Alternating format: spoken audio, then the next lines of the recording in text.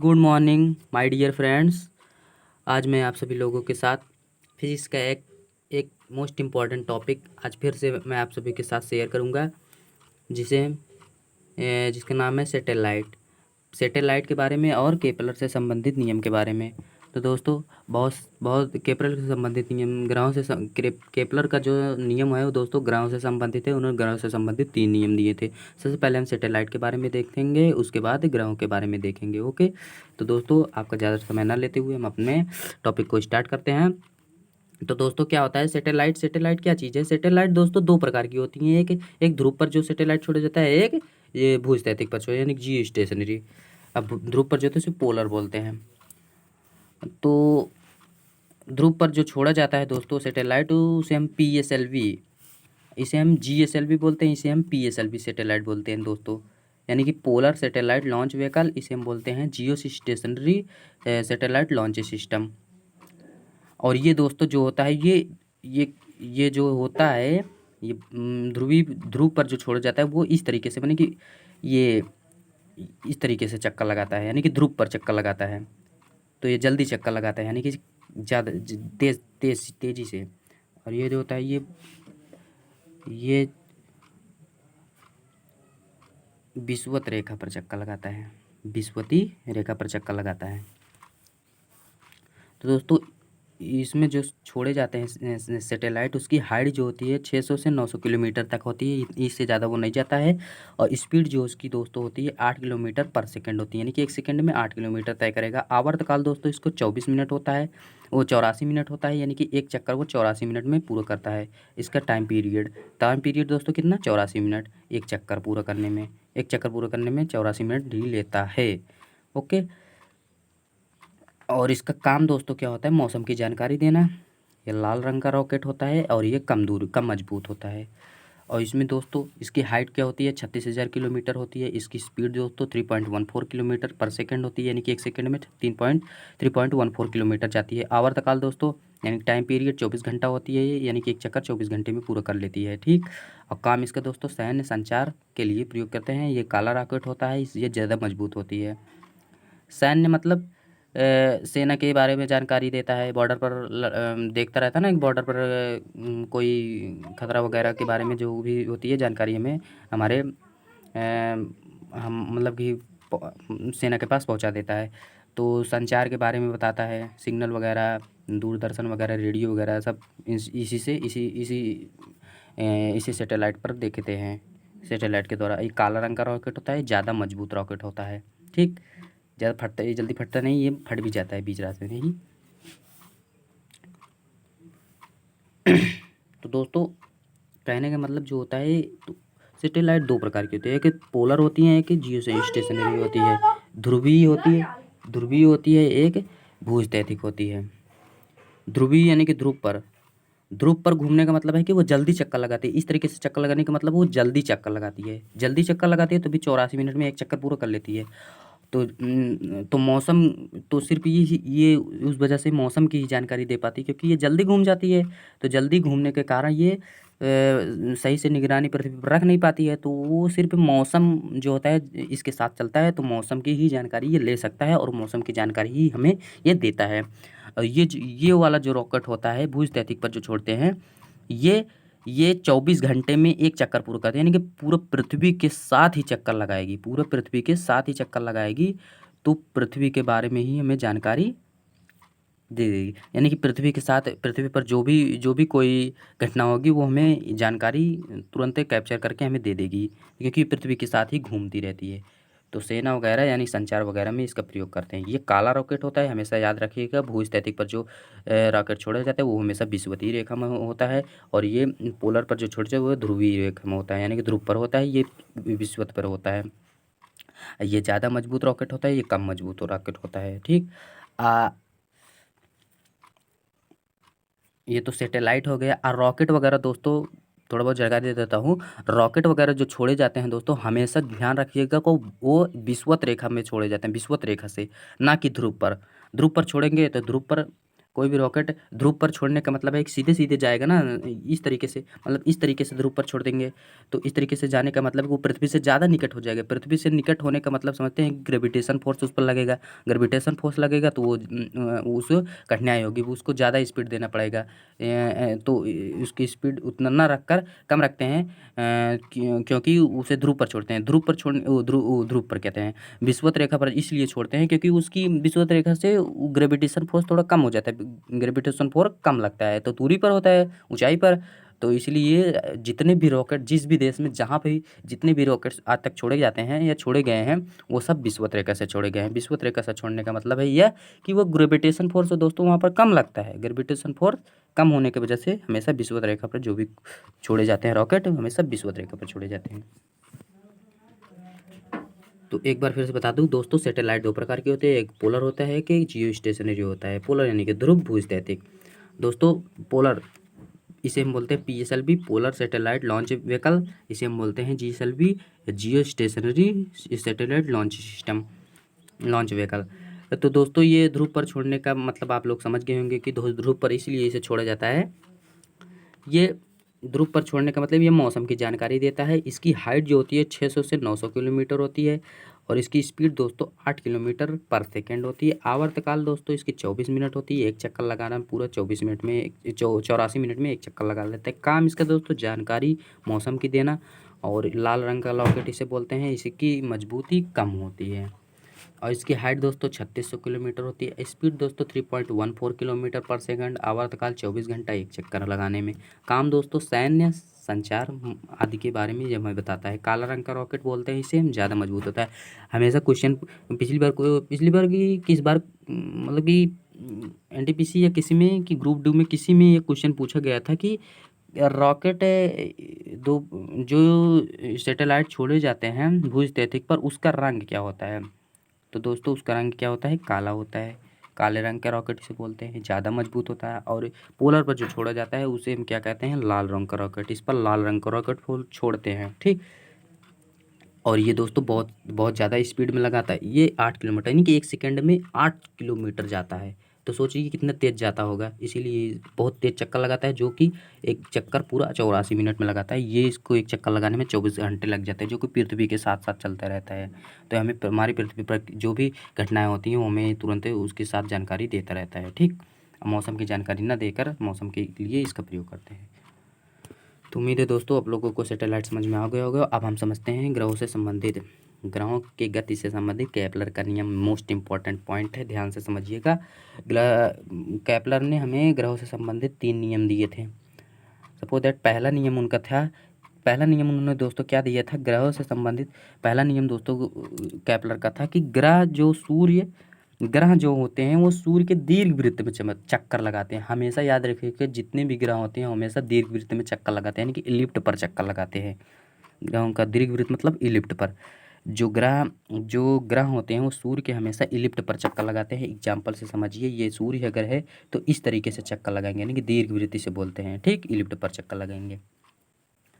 और दूसरा नियम इनका क्या था दोस्तों, दूसरा नियम इनका था कि किसी भी ग्रह का क्षेत्रीय चाल मीन्स एरियल वेलोसिटी जो होती है दोस्तों हमेशा नियत रहती है। दूसरा नियम केपलर जी का था कि कोई भी ग्रह जो होती है उसका क्षेत्रीय चाल जो होती है वो नियत रहती है। क्षेत्रीय चाल मतलब सोचते हैं एरियल वेलोसिटी, एरिया यानी कि यहाँ से मान लीजिए एरियल वेलोसिटी उसे कहते हैं, जैसे यहाँ से यहाँ तक जितने एरिया कवर करती है उतना ही एरिया अगर यहाँ से यहाँ तक जाएगी तो यहाँ से यहाँ तक जाएगी उतना ही समान एरिया कवर करेगी, उसे ही बोलते हैं नियत, यानी कि क्षेत्रीय चाल इसकी नियत होती है। दूसरा नियम इनका यही था। आइए समझते हैं अब इनका दूसरा नियम।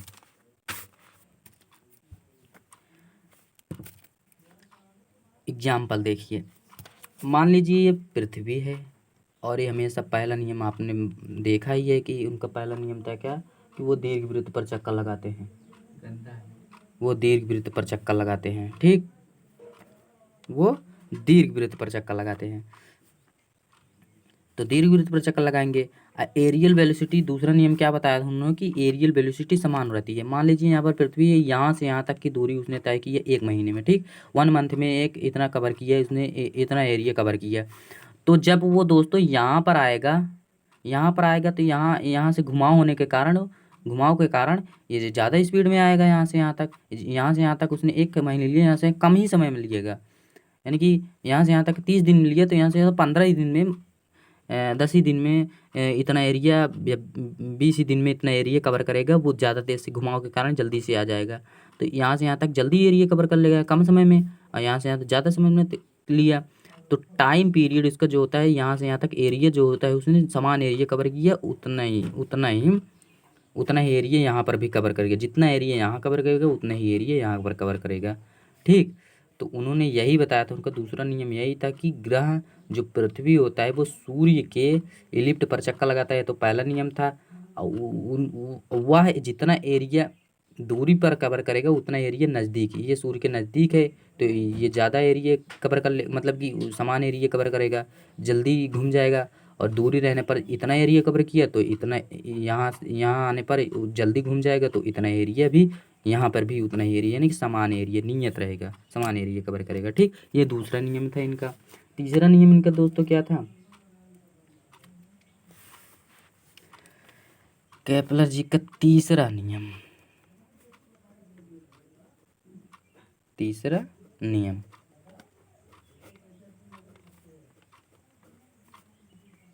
केपलर का तीसरा नियम क्या था?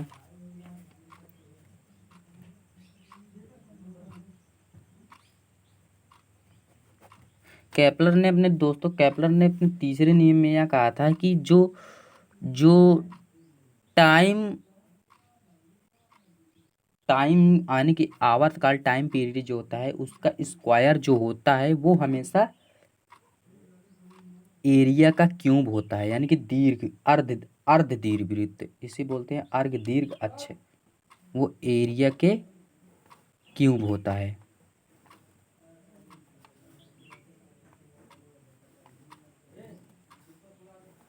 वह एरिया के क्यूब होता है। तीसरा नियम दोस्तों उनका यही था। तीसरा नियम उनको दोस्तों यही था, केपलर जी का तीसरा नियम था कि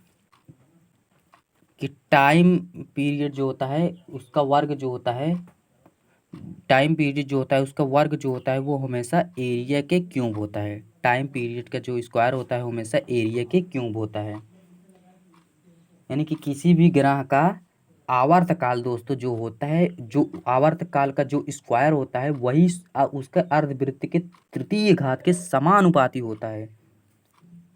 समानुपाती यानी कि तृतीय घात के समानुपाती यानी कि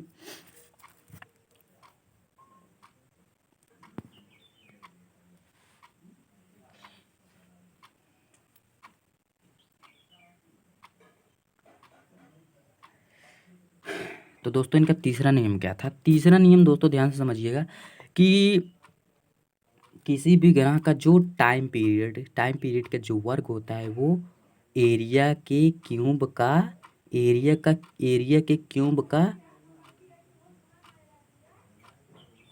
क्यूब का डायरेक्टली प्रोपोर्शनल होता है। यानी कि एरिया के क्यूब का डायरेक्टली प्रोपोर्शनल, एरिया इसका क्यूब है तो उसका टाइम पीरियड उसका स्क्वायर होगा। ठीक, नहीं समझ में आया? एग्जाम्पल देखिए,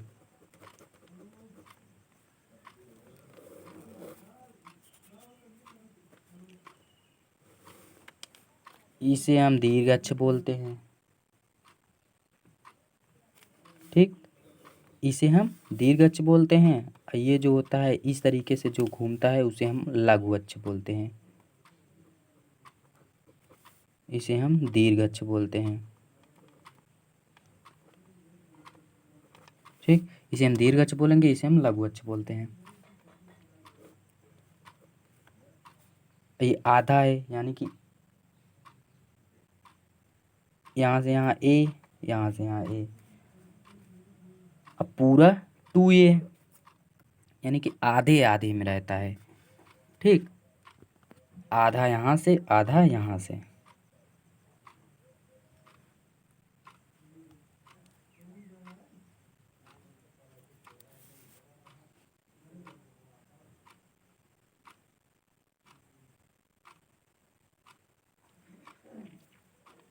माने कि ये पूरा नहीं जाता, आधा यहाँ से यहाँ तक का दूरी ए है, यहाँ से यहाँ तक की दूरी ए है।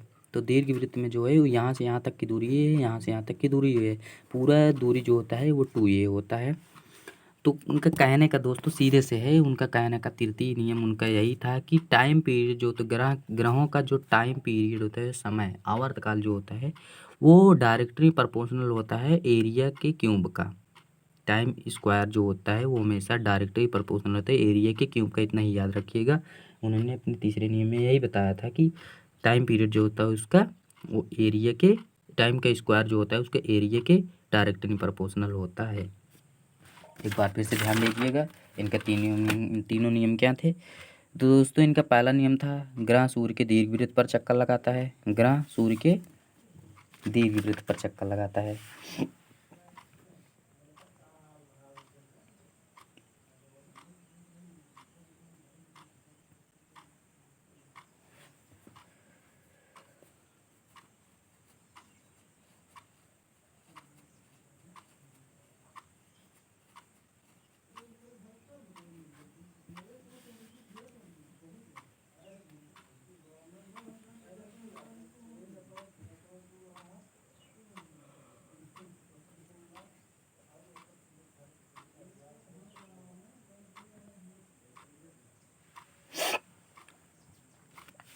पहला नियम देखिए, केपलर जी ने तो ग्रहों से संबंधित 3 नियम दिए थे। पहला नियम दोस्तों उनका था, पहला नियम क्या था दोस्तों, पहला नियम यह था कि ग्रह सूर्य के दीर्घवृत्त पर चक्कर लगाता है, इलिप्ट पर। और दूसरा नियम उनका दोस्तों था किसी भी ग्रह का क्षेत्रीय चाल एरियल वेलोसिटी जो होती है हमेशा नियत रहती है। सब कहने का मतलब नियत रहती है, यानी कि यहाँ से यहाँ तक की जो एरिया वो कवर करेगा, यहाँ से यहाँ तक की, यहाँ से यहाँ तक की जितनी एरिया वो कवर करेगा उतनी ही एरिया यहाँ से यहाँ तक कवर करेगा, यानी समान एरिया कवर करेगा। यह उनका दूसरा नियम था। तीसरा नियम उनका दोस्तों यह था कि जो ग्रहों का जो टाइम पीरियड होता है, समय आवर्तकाल जो दोस्तों होता है वो उसका डायरेक्टली प्रोपोर्शनल होता है एरिया के क्यूब का। अर्ध जिसे हम बोलते हैं अर्ध दीर्घ अक्ष, अर्ध दीर्घ अक्ष के क्यूब होता है। अर्ध दीर्घ अक्ष का मतलब होता है आधा इधर आधा इधर, ये आधा अक्ष हो गया, ये भी आधा अक्ष हो गया, यानी कि 2a, ये दोनों ठीक। टोटल कितना हो गया, 2a हो गया। तो वही चीज़ कि अर्ध अक्ष एरिया के क्यूब होता है, ए क्यूब मतलब क्यूब होता है इसके एरिया का, आधे अक्ष का, उसका टाइम पीरियड जो होता है, ठीक। उम्मीद है दोस्तों आप लोगों को आप लोगों को केपलर का नियम और सैटेलाइट के बारे में समझ में आया होगा। तो दोस्तों अगर समझ में आया होगा तो वीडियो को लाइक कर दीजिएगा, चैनल को सब्सक्राइब कर लीजिएगा। मैं फिर आप सभी के साथ एक नया टॉपिक लेकर आऊँगा। तो दोस्तों आप लोग ऐसे ही बने रहिएगा चैनल पर।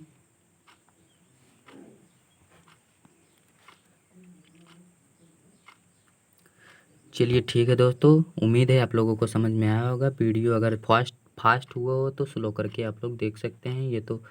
ये यूट्यूब में पहले से ये फीचर्स अवेलेबल हैं। ओके दोस्तों, फिर मिलते हैं एक नए टॉपिक के साथ, आप लोगों के साथ फिर से एक नया टॉपिक शेयर करेंगे। तब तक के लिए बाय।